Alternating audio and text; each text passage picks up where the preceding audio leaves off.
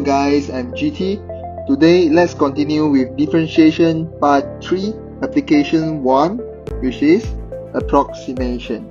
So as you can see here, this is approximation, and if you are given a y function in terms of x, okay, so delta y over delta x is approximately equals to dy dx. So what is delta y and delta x? Delta y and delta x is small change of y and x, or in short you can call it as change of y and x.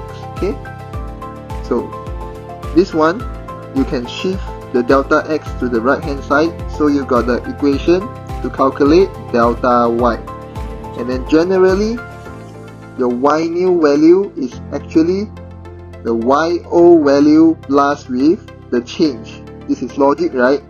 The o value plus with the change, you get the new value. This is the same for x, and this new value delta y or delta x can be positive or negative. So it means that if it's positive, meaning the y is increasing.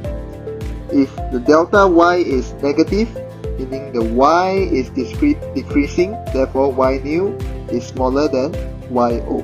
Okay, so having known all this equation, let's see some easy example. Okay, so as you can see here, this is the first example. Find approximate value of square root 9.03 using calculus.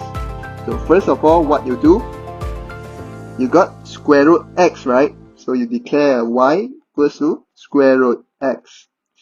Okay, so now you know that the initial value that you know is x equals to 9, as you only know square root x is 3, the closest value, which is 3. Okay, so now you need to determine the delta x. So you got delta x equals to, what is the change? 0.03. Okay, so you got all this. How to calculate the y new? Using this formula, right? You got yo, you got delta y you need to calculate. So how you get the delta y? So y new is equals to yo plus delta y. So yo is given as square root of 9. So what is delta y? Delta y, can you use this formula to calculate it? Yes, you can. So it is dy dx times with delta x. So what is dy dx? Dy dx is equals to what? Okay, so you know y is x power 1 over 2. So dy dx, you pull the 1 over 2 down, minus 1, you got this. Okay, so this is the dy dx times with x square root. So this is square root x, which is 9. So dy dx times with delta x. What is delta x? Delta x you already got is here. Okay, so just put it here, and then by pressing the calculator, what you got? You got this equals to 3.005. So do bear in mind that there's only few formula to put in, so be clear of when to put in what. First you find x, delta x, and then you use a formula to find delta y. So you got the y new. Okay, let's see another example so that it's clear. Okay, so now you got y equals to this, and then find dy dx when x equals to 2, and the estimate value of this. Okay, so what is the nearest term? It's 2, right? So your delta x is 2.01 minus 2, 0.01. Okay, as usual, you denote the x and delta x first. So now you got y equals to this. So next thing you're gonna do, you gotta find y prime, or you can say it's dy dx. Okay, what is this? This is 32 times with negative 5 times with the whole thing divided by x power 6. So this is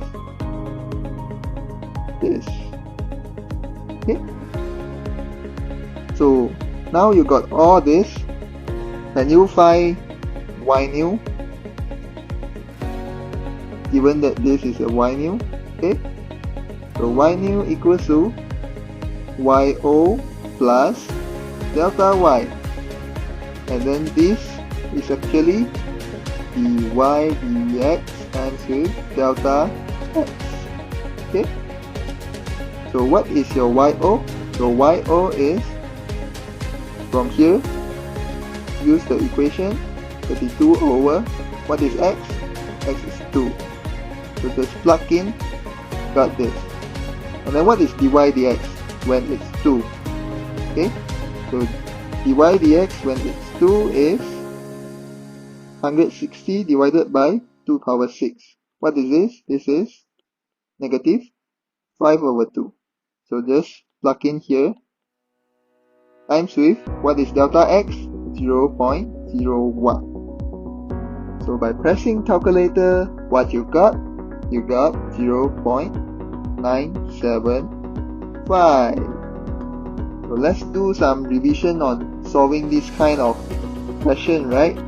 So first of all, what you do, you find x, delta x, and y prime. Next, you put in the formula to find delta y. What is the formula? It's this. Do not memorize this formula, okay? Just remember that delta y over delta x equals to dy over dx. This is approximately equal. So you just put this to the right hand side, you got this. Okay? So third step, what you do, you use a y new equals to yo plus delta y. This is the same for x, okay? Same for x. Do not remember this as well, as you need to understand it. It's fair, right? O1 plus a change equals to mu 1. And then this can be positive or negative. Alright. Thank you for watching. Hit the subscribe button if you all would like to see more math and engineering videos in the future. See you guys next time.